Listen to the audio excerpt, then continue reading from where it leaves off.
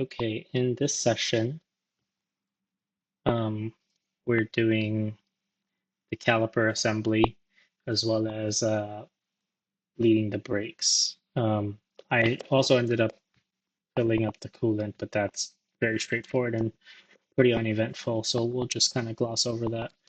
For the calipers, it's pretty straightforward. I forgot to mention last time that the calipers are sighted, so you will want to check. There's a L and R stamped on the calipers for which side they belong to. Just make sure you get them on the right side. When you install the calipers, make sure to lock tight the bolts uh, from the hub or the Dion ears to the caliper mount. I didn't do that because I think I mentioned last time my spacers were incorrect. I haven't gotten that resolved yet, so I didn't fully tighten and torque them and put Loctite. I'll have to go back and do that. Also, you're supposed to copper grease the brake pads where the pistons will touch, and I guess the outside of the pads basically. I didn't do that. I forgot to do that, so I need to go back and do that. Although I'm realizing it might be kind of difficult to lift the top of the caliper off since I've attached the brake line. Um, so I'll have to figure out a way to do that. Um, so the calipers require these black pins that go into the rubber boot. I found mine in one of my Z packs. They kind of look like bolts, except they don't have threading on them. They're black colored. They're maybe 2 to 3 inches long, and then the head itself has threading, so a bolt can thread into it. These pins go into the little rubber boot on the caliper mount. My rubber boots are pre-greased. If yours are not, you should grease it. Um, and then that's it. You sort of just slot them into the caliper mount. You put the caliper mount in. You put a bolt through the DD on ears and the spacers into the caliper mount, the pins, and you tighten them up.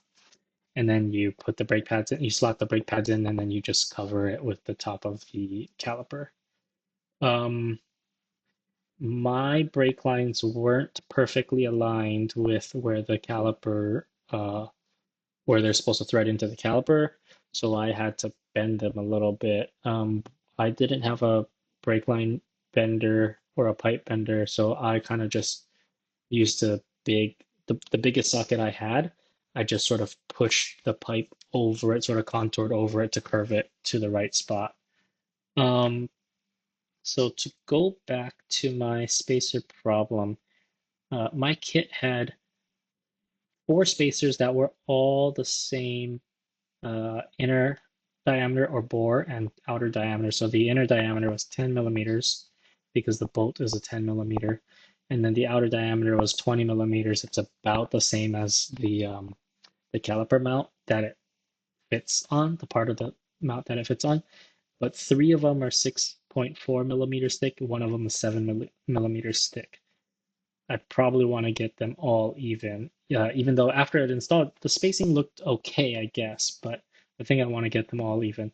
And it looks like 7 millimeters is the thickness I actually will want. So uh, I tightened a disc brake um, so that it's flush against the brakes and so I can get an accurate measurement for the gaps. With the 7 millimeter spacer, the distance between the brake disc and the caliper, uh, sort of the inside of the caliper where the pads would be, was 2.2 millimeters on both sides. With the 6.4 millimeter thick one, it looked like it was 2.4 millimeters on the inside and about 2 millimeters on the outside. Not exactly the same. And keep in mind, with my measuring calipers, even though that's a very precise instrument, it was very hard to get a good angle to measure it. So some of this is kind of guesstimated essentially. But I'll probably end up getting 7 millimeter thick spacers.